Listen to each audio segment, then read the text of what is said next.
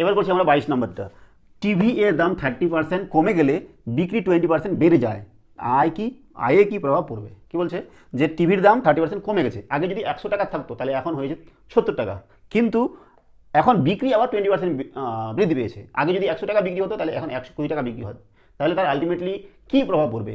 ক্ষতি হবে না লাভ হবে, না বৃদ্ধি বৃদ্ধি পাবে না হ্রাস হবে, সেই জিনিসটা বার করবো। দেখো 100 টাকা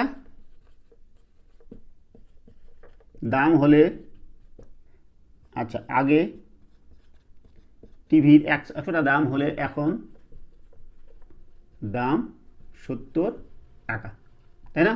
আবার আগে 100 টাকা বিক্রি হলে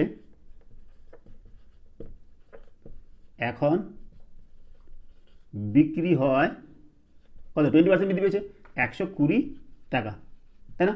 এবার আমাদের 70 টাকায় কত সেটা বার করতে হবে।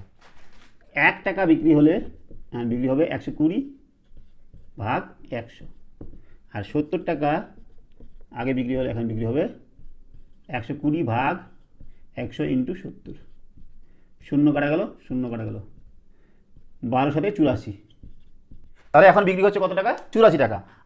আগে যদি 100 টাকা বিক্রি হতো এখন হচ্ছে 84 টাকা, তাহলে কতটা কমলো?